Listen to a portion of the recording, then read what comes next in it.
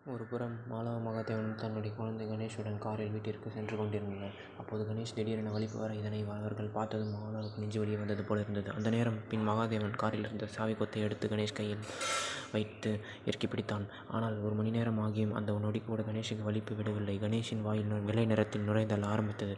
இதை இருவரும் பார்த்து அதிர்ச்சி அடைந்தனர்.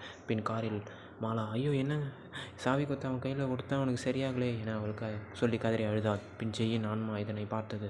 அடுத்து என்ன செய்ய வேண்டும் என்ற நிதானத்தில் இல்லாமல் இருந்த மகாதேவனை கவனித்தான் ஜெய்.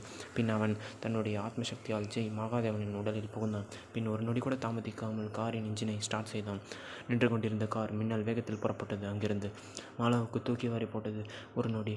பின் அவள் ஏன் எங்கே போகிறீங்க? ஏங்க என்னாச்சு? என்ன பண்ணுறீங்க நீங்கள்? திடீரென்னு எங்கே போயிட்டுருக்கீங்க கார் எடுத்துகிட்டு என அவள் கேள்வி மேல் கேள்வி கேட்டாள் காரில் இருந்து கொண்டு.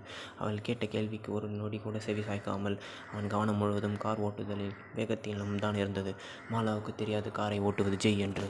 மறுபுறம் ஜடாமுடி, அவன் என்னை கொல்வானா? அதற்கு முன் நான் அவனை கொன்றுவிட்டு வருகிறேன் என்று அவள் பெரும் கோபத்துடன் சொல்ல, அப்போது சித்தர் குறுக்கிட்டு, அவன் இப்போதைய அந்த ருத்ரகாளி கோவிலில் இருக்கிறான். அவளின் சக்தியை பற்றி உனக்கு தெரியாது ஜடாமுடி. அவளின் கோவில் எங்கே இருக்கிறது என்று உனக்கு தெரியுமா?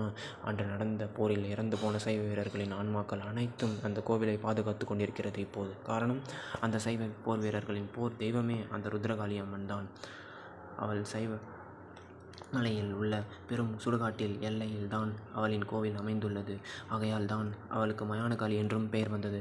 அவள் கோவில் அல்லது மயானத்தை ஒட்டி உள்ளது என்று சித்தர் சொல்லி கொண்டிருக்க, இன்னொரு பக்கம் மின்னல் வேகத்தில் வந்த கார் வேலூர் சிஎம்சி மருத்துவமனை வாசலில் வந்து நின்றது.